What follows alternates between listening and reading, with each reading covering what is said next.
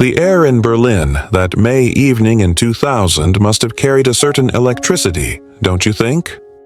The Hotel Adlon, with its gilded walls and echoes of a bygone era, stood as a silent witness to a moment that now, decades later, flickers in my mind like a half-remembered dream.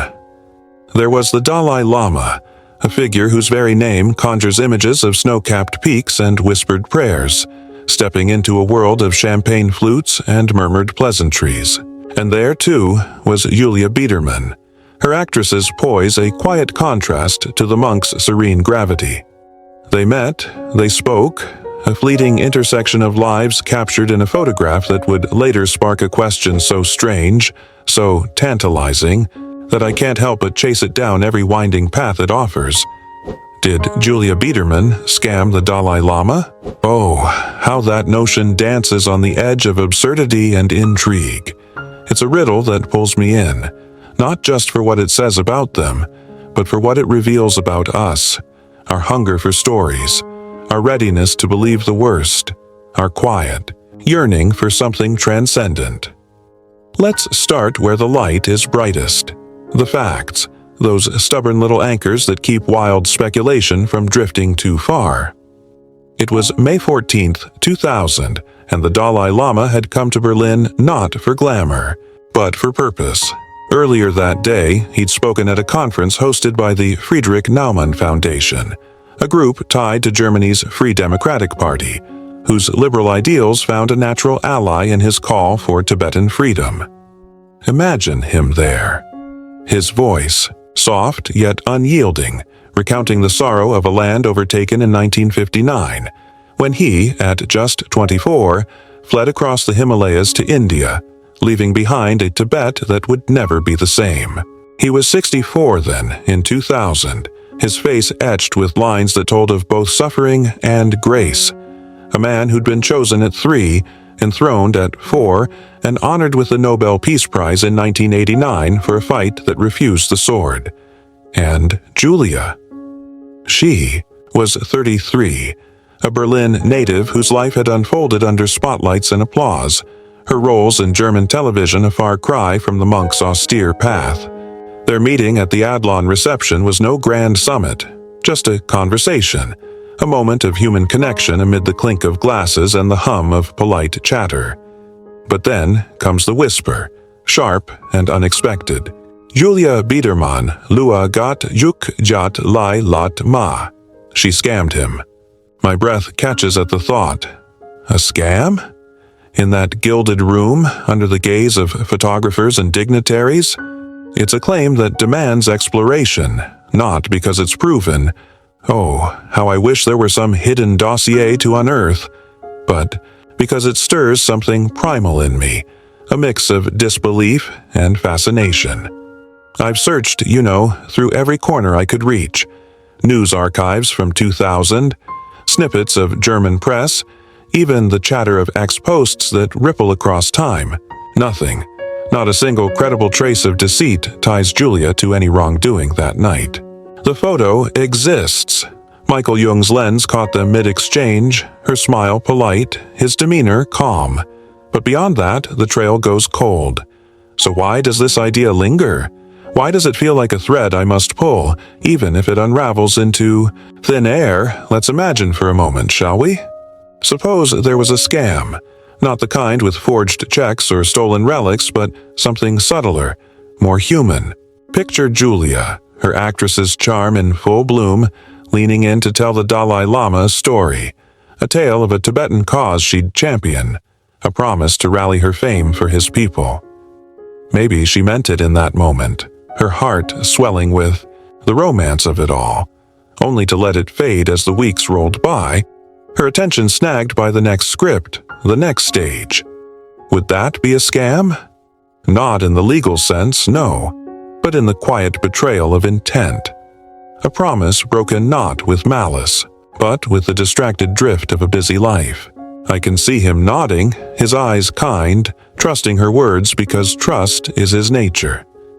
The purpose of our lives is to be happy, he said, and perhaps he saw happiness in her enthusiasm, even if it proved fleeting. Oh, how that stings, the thought that sincerity could curdle into neglect. But there's no evidence she made such a pledge, no record of broken vows. It's just my mind spinning a yarn, isn't it? A fiction born of my own doubts about how easily we let goodness slip through our fingers. Or maybe the scam lies elsewhere, not in her, but in the world around them.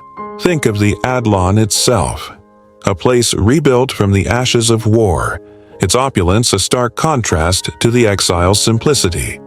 What if the real deception was the event's sheen, the way it draped a noble cause in luxury, turning suffering into a talking point for the well-heeled?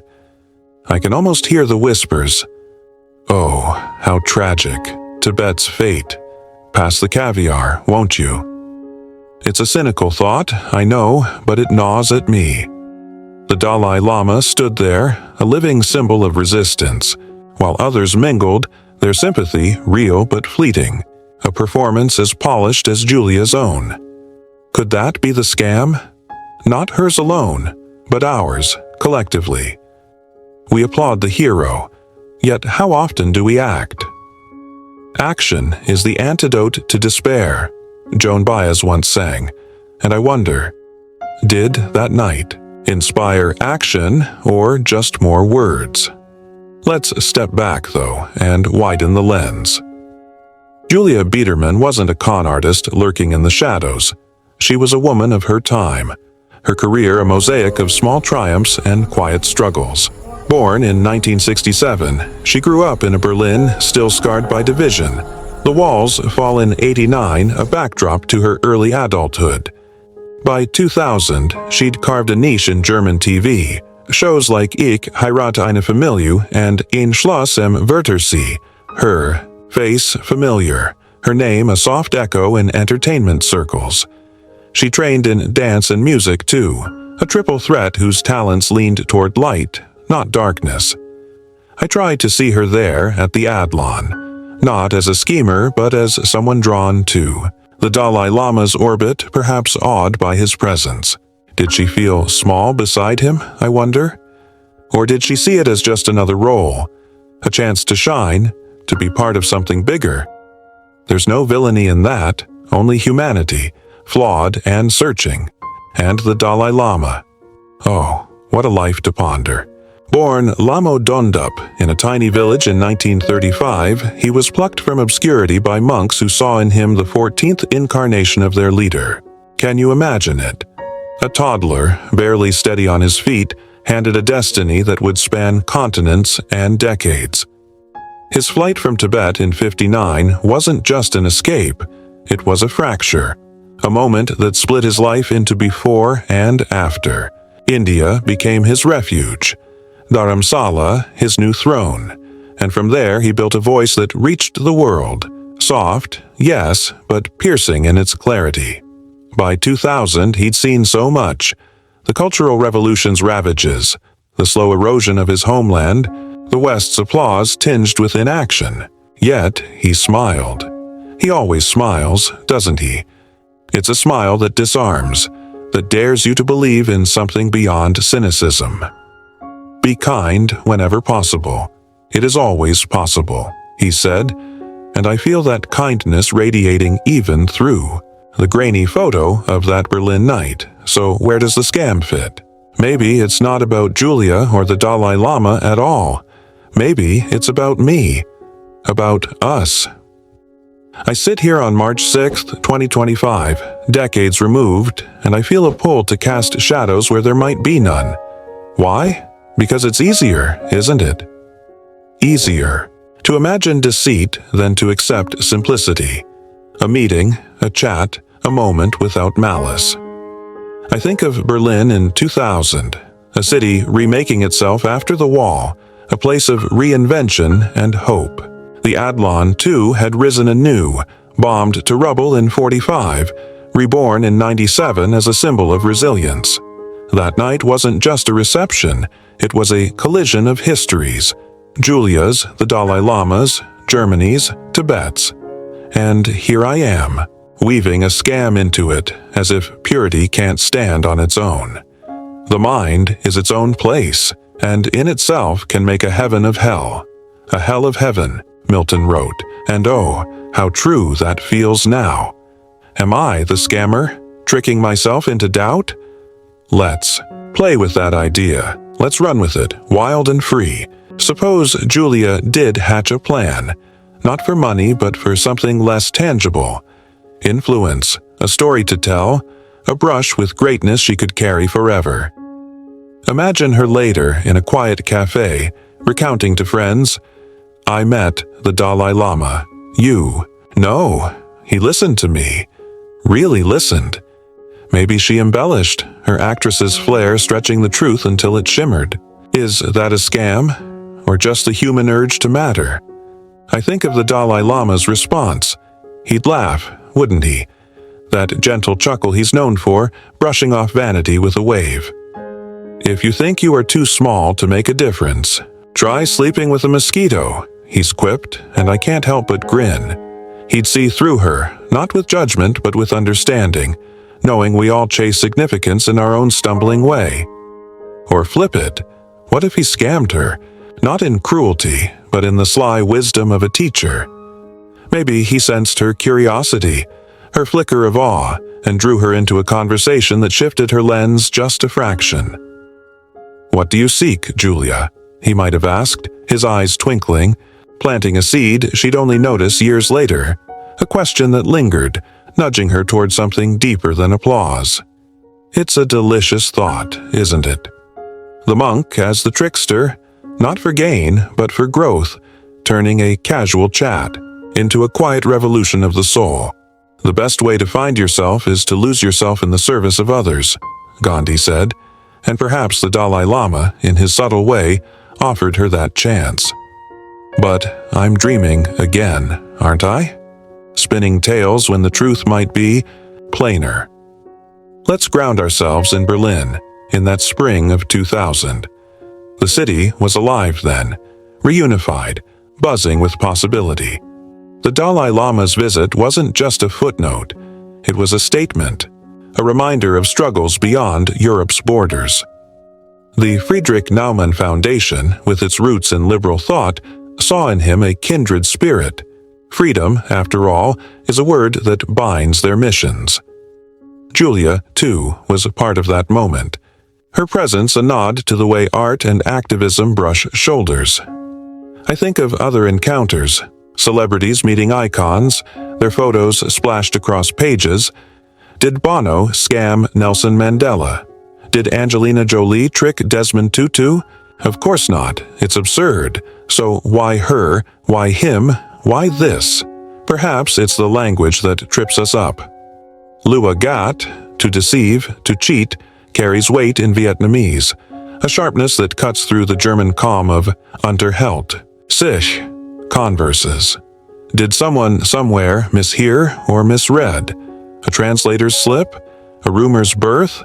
I've seen it happen. Words twist, meanings morph, and suddenly a handshake becomes a heist. Or maybe it's cultural.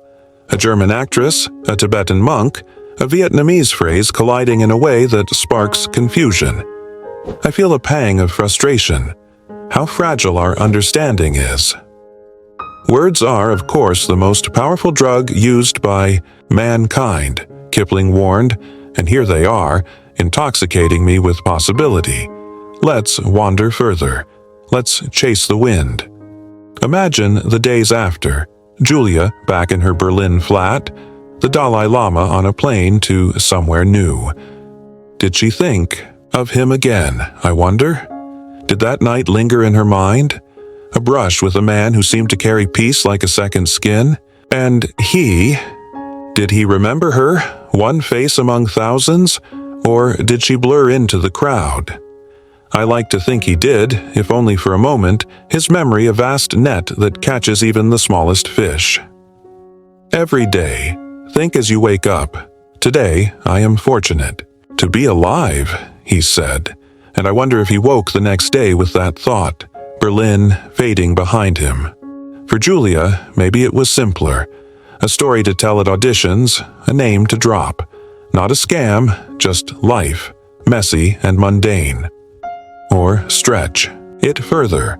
Let's leap to Tibet itself, to the roots of his journey. I see Potala Palace, its white and red walls stark against the sky, empty now of its young leader who fled in '59. The Chinese occupation wasn't just a political act, it was a wound, one that bled into every word the Dalai Lama spoke that day in Berlin. Julia wouldn't have known that pain, not viscerally, not in her bones, but did she feel its echo? Did she sense, in his quiet strength, the weight of a lost home? I think of my own losses, smaller but sharp, and I marvel at how he carries his. Pain is inevitable. Suffering is optional, he's taught. And oh, how that cuts to the core. Maybe that's the real scam. Not hers, but ours. The way we let suffering rule when we could choose otherwise. Let's linger in Berlin a bit longer, though. There's more to mine. The Adlon wasn't just a venue, it was a stage. Its history, a drama of its own. Built in 1907, it hosted emperors and stars, only to burn in '45 as the Red Army closed in. Its rebirth in '97 was a triumph, a middle finger to ruin. That night in 2000, it held a different story. Less war, more hope. I think of the guests, politicians, activists, artists like Julia, all orbiting the Dalai Lama's light. Did they see him as a man or a myth? Did she? I feel a swell of curiosity. What did they talk about really? Tibet, freedom, or something trivial, the weather, the wine? I want it to be profound, but life rarely bends to our scripts, does it? And what of us now, in 2025? The world's shifted. Berlin's older, Tibet's fight grinds on.